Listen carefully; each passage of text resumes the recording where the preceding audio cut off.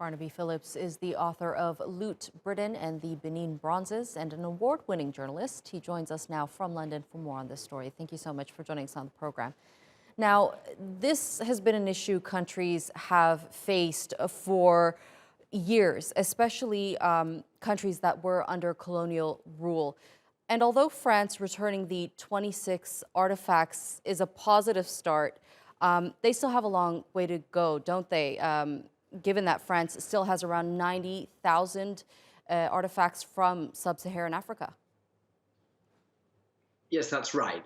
An enormously long way to go. But I don't think there's any doubt that there has been something of a sea change, certainly in European attitudes, specifically to sub-Saharan Africa. And I think Emmanuel Macron, the French president, deserves some credit in that regard. It was back in 2017 when he was visiting West Africa that he made a speech saying it was no longer acceptable, that so much of Africa's cultural heritage was in European museums. He commissioned a report that came out the next year. It was a very radical report, and it really urged the French government to return an awful lot more than it actually has. Nonetheless, there is a symbolism to what President Macron did yesterday, returning those 26 objects to the Benin Republic. And I think you have seen, if you like, a wave effect across the other former major colonial powers. So you've had a very significant announcement from Germany that they will return Benin Bronzes to Nigeria next year. And you've seen smaller museums and institutions here in the United Kingdom doing the same. Right. Now, the French culture minister said that Macron was seeking to renew and deepen partnership between France and the African continent. Is Macron returning the artifacts which rightfully belongs to its country of origin for political interests? Well, undoubtedly there are politics involved in this, of course.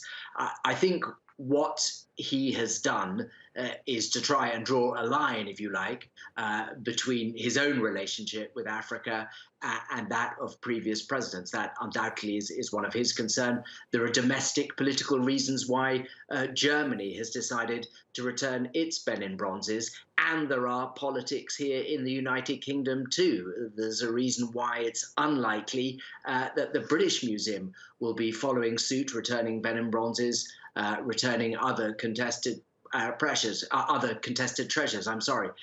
because that would not align with the current policies of the British Conservative government in power here. So, of course, you're right. You can't divorce politics from morality, from ethics, from changing attitudes to history, to the growth of more multiracial societies. But all of those are factors in this process of change that we're seeing. Mm-hmm. I want to also quote a statement from your book, Loot Britain and the Benin Bronzes, which says, seeing the Benin Bronzes in the British Museum today is, in the words of one Benin city artist, like visiting relatives behind bars. This really depicts how this issue has left a scar on the people of Africa. What does it mean for the people there to be able to house their own cultural heritage in their own country?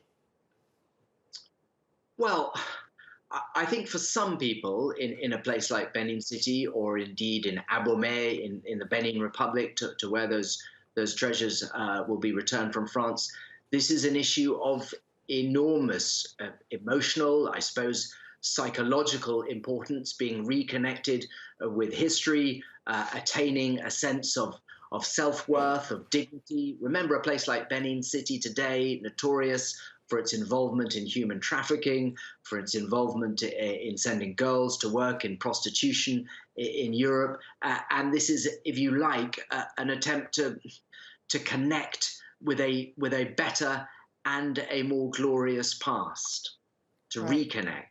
Definitely. Barnaby Phillips, thank you so much for joining us here on the NewsHour and sharing that very valuable information with us.